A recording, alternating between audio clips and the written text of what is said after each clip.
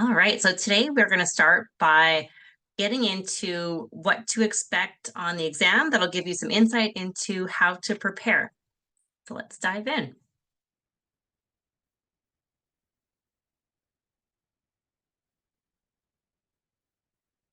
So on the National Board Exam, I'm going to talk a little bit about the application process, what to expect with the test center, taking the test of what happens in that half day that you have, and a little bit about the results as well. So the application process typically is going to be once you've completed your coach training program, including passing your practical skills assessment, you're going to complete at least 50 coaching sessions that you're going to put in your coaching log. Once you have that, you're going to complete the application to take the National Board Exam and their eligibility questions and documentation, and you submit it to them. Once approved, you're going to get a link that says to go ahead and schedule your test at a Prometric test center. And usually it's about a 3-week window where you should see both morning and afternoon test slots open to schedule into. The earlier in the timeline that you get approved and get access to the scheduling link, the more options you're going to see for selecting your test date. The testing center, this is a big one. It's a rigorous process of screening for entry.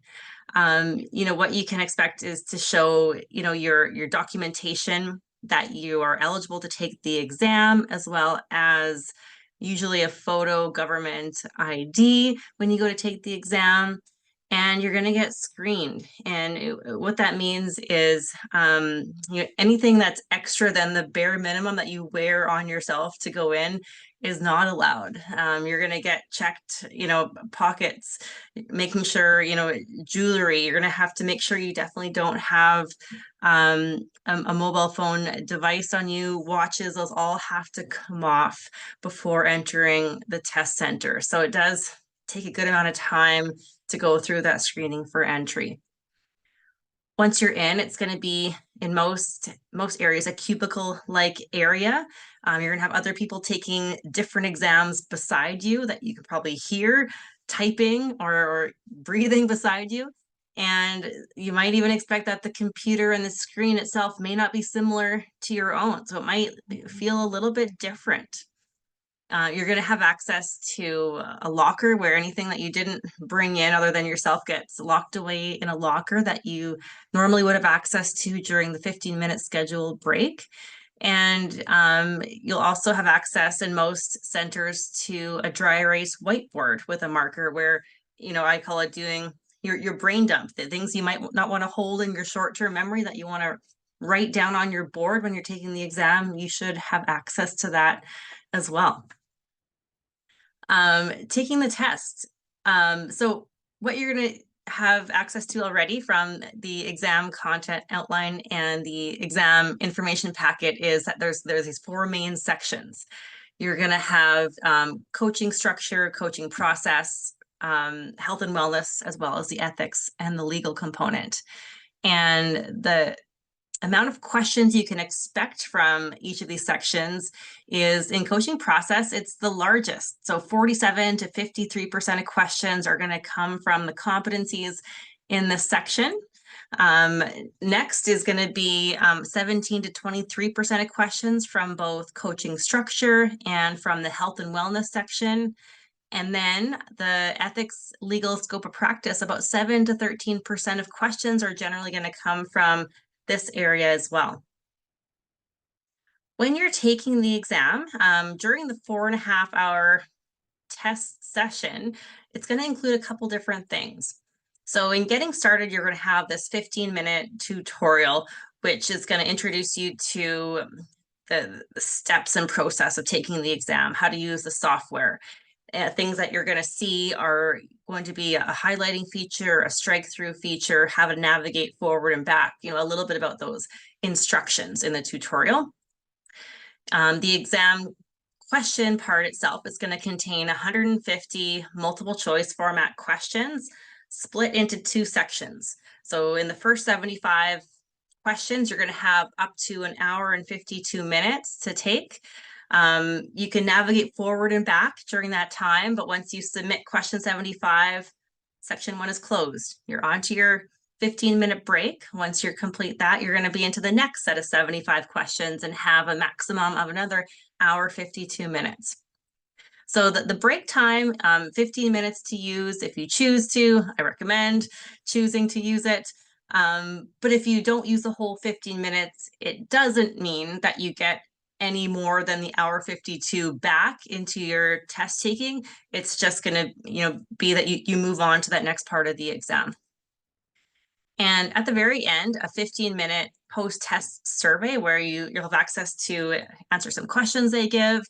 One example that's typically been included was that if you see any questions that you experienced that you feel may not have been fair or within the scope of practice of a health coach, you'll have an opportunity to let them know, and they might consider that when they do the scoring at the end. So a tip that I recommend is time management. If you're concerned at all about running out of time, have a plan. One example can be to think about that if you are 25 more questions ahead every 30 minutes, you'll still have an extra 22 minutes extra to check anything over if you choose to. So rather than looking at the clock after every question and adding up the time, that's going to be time consuming in itself. I recommend not doing that, but look at it in a chunk or a block of time and how far ahead you want to be at every milestone along the way. So the results, usually it takes a couple weeks time for turnaround to get the results back. It's ranged anywhere from 3 to 4 weeks to up to 7 or 8 weeks historically. Lately, it's been a little more on the speedier side of that. But how the test is looked at is that once everybody is done taking their test within the test window, then they start looking at the score for everybody.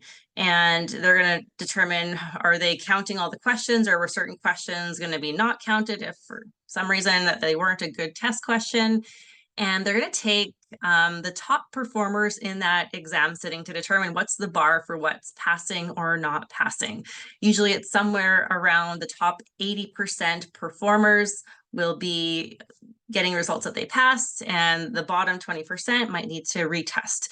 And usually those results will be put into the website, and there'll be a note sent out to log in and to check your test results.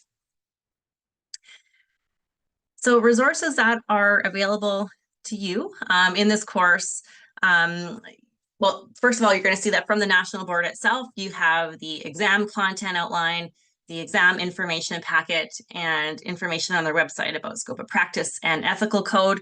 Those are key to have. And if you were to pick one resource and nothing else, I definitely recommend the Coaching Psychology Manual, 2nd edition. It has a wealth of information directly related to the core competencies in that book. And of course, everything that you gain from your coach training program is also going to be helpful to you. Resources from me in this course is that you're going to have weekly activities in the study workbook. You're going to get access to a study guide with the core competencies, some summaries, some hyperlinks, and the Know Your Numbers handout, where it's a summary of the biometrics that you need to know for the test.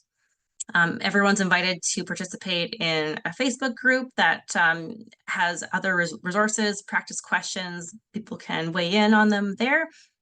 You're going to have access to virtual flashcards through Quizlet. And for me, you can certainly book in a chat, or you can send me an email if you need to connect with me at any time.